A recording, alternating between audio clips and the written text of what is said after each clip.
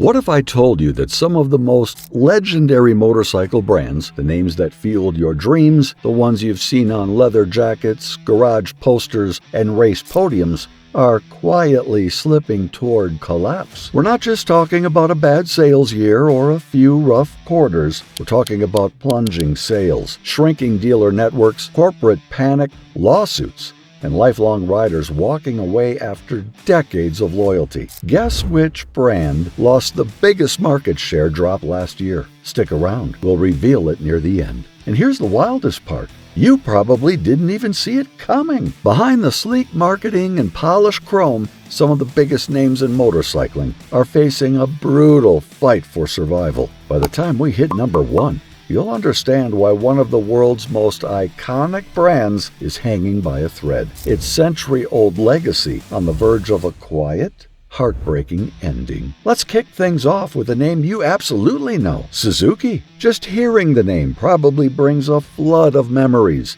The screaming rush of a GSX-R tearing down the highway, the rock-solid reliability of a V-Strom adventure bike, or the playful flick of an SV650 through the curves. For decades, Suzuki was a name that meant value, performance, and trust, a brand that delivered bikes for both thrill-seekers and everyday riders alike.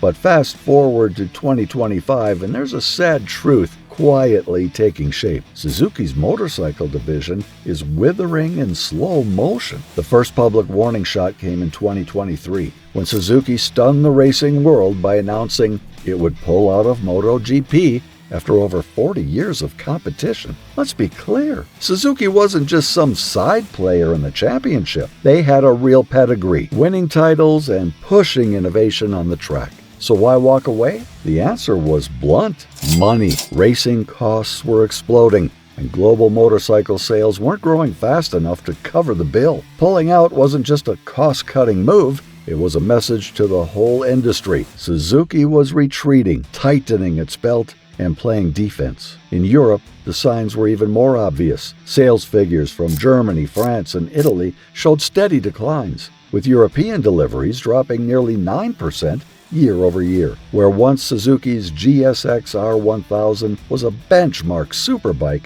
now it lags far behind rivals like Yamaha's R1, BMW's S1000RR, and Ducati's Panigale V4 in both technology and performance. It's a painful contrast for a company that once led the pack. And the problems don't stop there. Across North America and Europe, Suzuki's dealer networks are thinning. Independent dealers report growing struggles getting parts, especially in smaller towns and rural areas. Used Suzuki bikes, once prized for their durability, are now dropping in resale value as buyers flock to newer, flashier competitors. And young riders, they're just not showing up to Suzuki showrooms like they used to. So the big question is, can Suzuki bounce back, or is it already too late? To be fair, Suzuki has tried pivoting. The company pushed into smaller displacement bikes and adventure models, hoping to capture new riders looking for affordable fun. But even here, they're getting outgunned by Kawasaki, Honda, and Yamaha, all of whom are doubling down on innovation, electric development, and aggressive marketing. Yes, Suzuki still sells strongly in Southeast Asia, where affordable commuter bikes dominate the streets.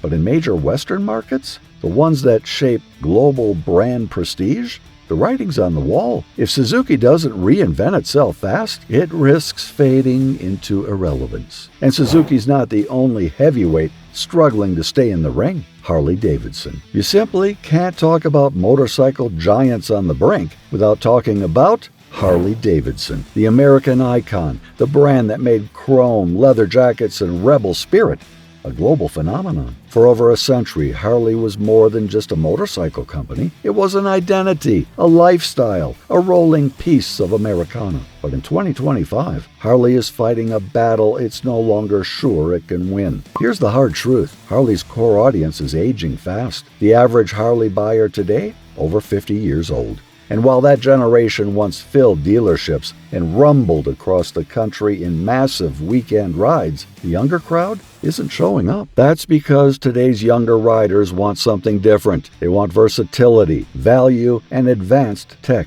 not necessarily the loud pipes, heavyweight cruisers, and bad boy image that Harley's been selling for decades. And here's where the numbers get brutal. Harley's flagship touring models like the Road Glide and Street Glide routinely cost over $40,000. Even the supposedly affordable Sportster models often push close to $17,000 after you factor in dealer fees, freight charges, and basic upgrades. That's a huge price tag for a brand that's already struggling to shake off a reputation for outdated technology. But here's what everyone's asking. Can Harley reinvent itself before time runs out? While Indian Motorcycles, Honda, and Yamaha have fully embraced innovations like liquid-cooled engines, ride modes, and advanced safety systems, Harley has stubbornly clung to its aging Milwaukee 8 air-cooled platform. Sure, the Revolution Max engine found in models like the Pan America and Sportster S is a bright spot, showing Harley can modernize when it wants to. But overall, the lineup hasn't been overhauled fast enough to meet the demands of a new generation of riders. The most chilling sign? Harley's U.S. market share dropped from 41% to 37% between 2022 and 2023. That might sound like just a few percentage points, but in such a competitive market, it's a massive slip. It's the kind of decline that sets off alarm bells inside corporate boardrooms and forces companies to rethink everything. Harley has tried bold moves. The $9,999 Nightster was pitched as a game-changing, affordable entry point aiming to win back young riders. The Livewire electric bike was an ambitious attempt to push into the future, though it stumbled with its eye-watering price tag. But the harsh reality remains. Harley's core customer base is shrinking, and the company hasn't yet found a clear way to bridge the gap between its storied past and the demands of today's market. Norton Motorcycles. If you're a fan of British motorcycling history, this one stings. Norton's collapse isn't just about financial failure, it's about betrayal. Founded way back in 1898, Norton was once the pride of Britain's motorcycle scene. Legendary models like the Norton Commando weren't just bikes, they were icons. Cafe racers, collectors, and old-school enthusiasts alike revered the name. But by the 2000s, Norton had fallen on hard times. In 2008, entrepreneur Stuart Garner stepped in, promising to revive the brand and bring Norton roaring back to glory. At first, it looked promising. Garner spoke of honoring tradition while pushing innovation. He unveiled flashy concepts, collected deposits from eager customers, and stirred up global excitement. But behind the scenes, things were rotting. By 2020, the truth exploded into the public. Norton wasn't just struggling financially, it was tangled in scandal. Pension funds were misused. Orders were taken without bikes ever being built.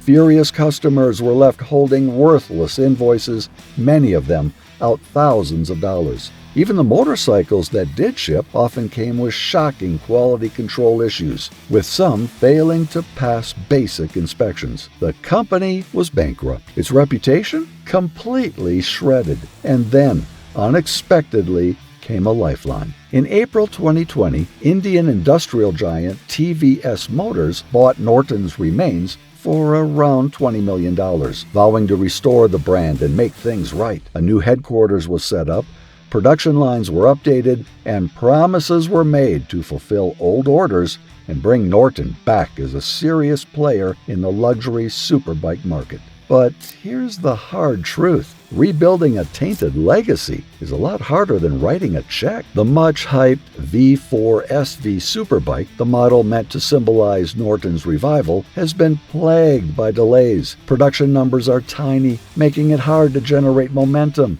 And outside the UK, Norton's dealer network is barely hanging on, making it tough for international buyers to get service, parts, or even see a bike up close. Worse still, some customers who paid deposits years ago under Garner's leadership are still waiting for bikes or refunds. TVS may own the name, but the shadow of past betrayals continues to haunt every move Norton makes. And here's what makes it even trickier. The luxury superbike segment is ruthlessly competitive. Brands like Ducati, BMW, and Aprilia are pumping out cutting-edge, reliable machines packed with tech and performance. Norton, even with its rich history, has to climb a mountain to compete. Unless Norton can scale up production, rebuild global trust, and deliver bikes that stand shoulder to shoulder with the best in the world, its comeback story may quietly run out of time. So far, that's 3 legendary brands on the ropes, and we're just getting started. Before we dive into the next one, here's a quick reminder. If you're hooked, hit that subscribe button now. Trust me, the biggest shocks are still coming, and you don't want to miss them. All right, let's jump back in. KTM. Now you're probably thinking, KTM? Struggling? That can't be right. After all, this is one of Europe's great motorcycle success stories, isn't it?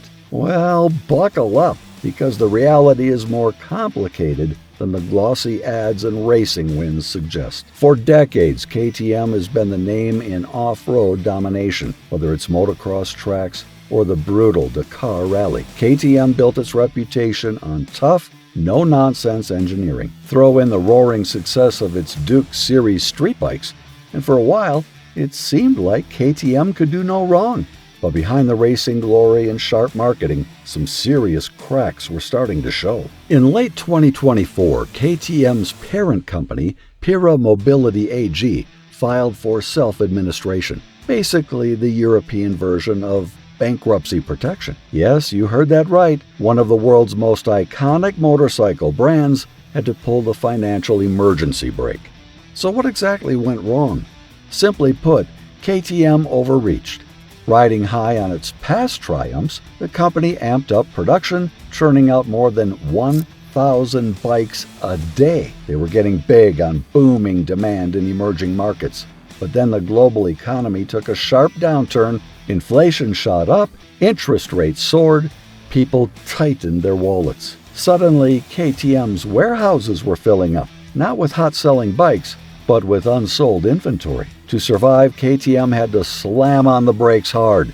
They froze development on new models. They cut about 300 jobs across Europe. Production lines stopped, leaving suppliers in chaos. Not even their wall of racing trophies could protect them from the cold, hard math on their financial reports. But perhaps the most damaging blow came a few years earlier.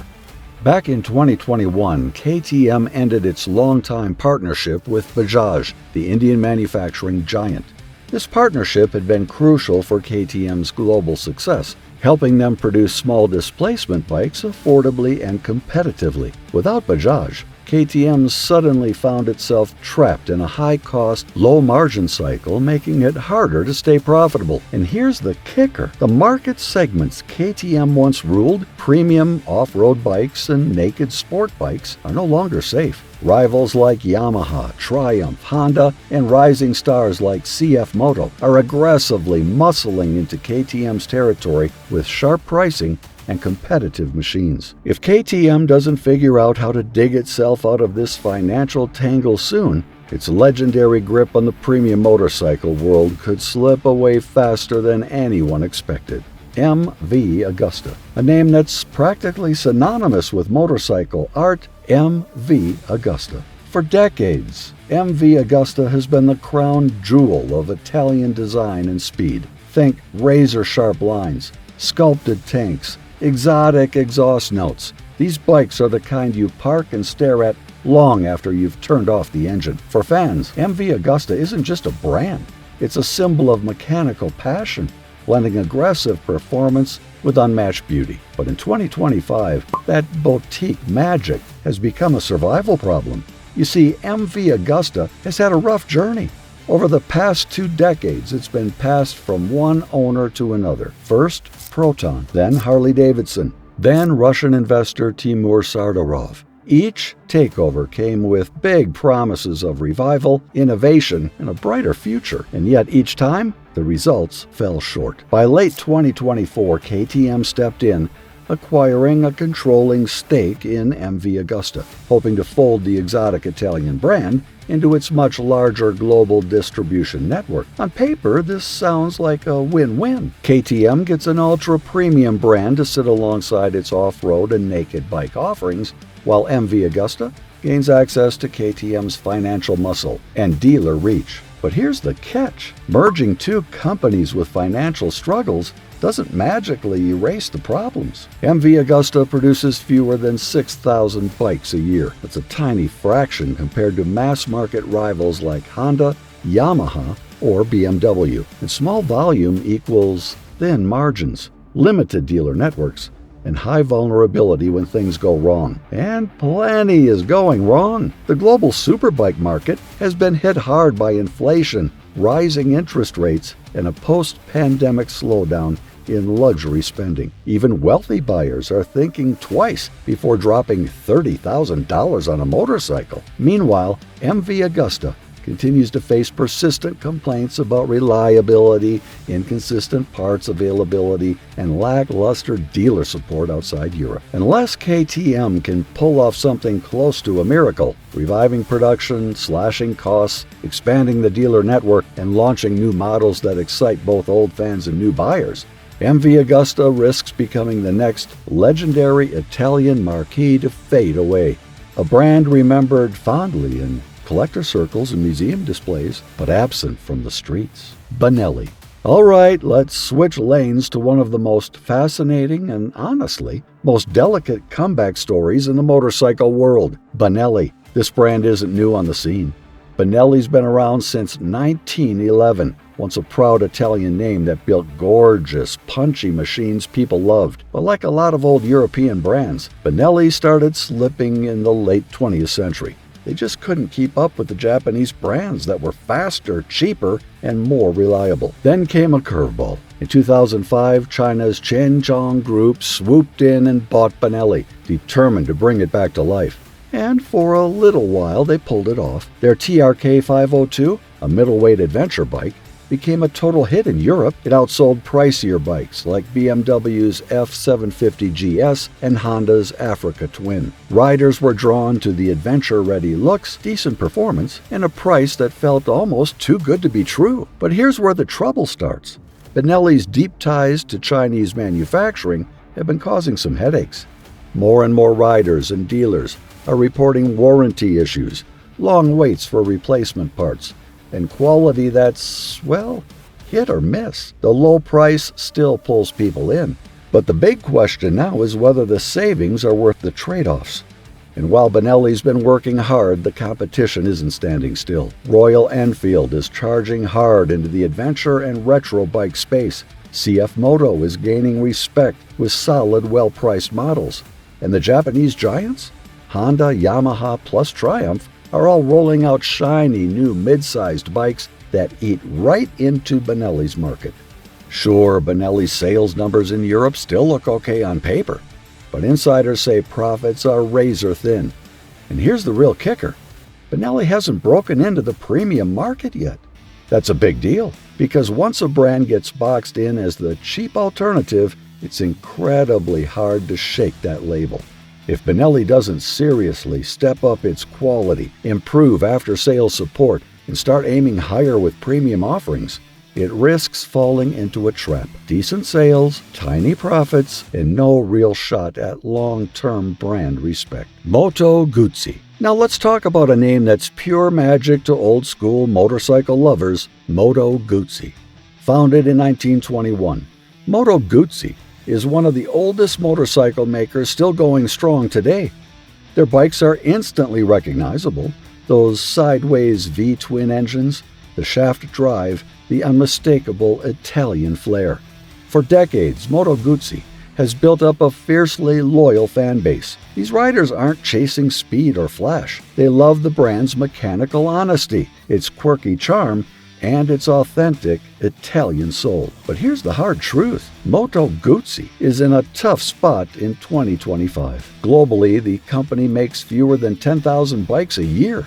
That's tiny compared to big players who churn out hundreds of thousands or even millions. Their dealership network has been shrinking. Parts can be hard to get, And while longtime fans adore the bike's character, even they admit the models often feel underpowered or a bit outdated. And even though Moto Guzzi is part of the Piaggio group, the massive company behind Vespa and Aprilia, it often feels like the forgotten sibling.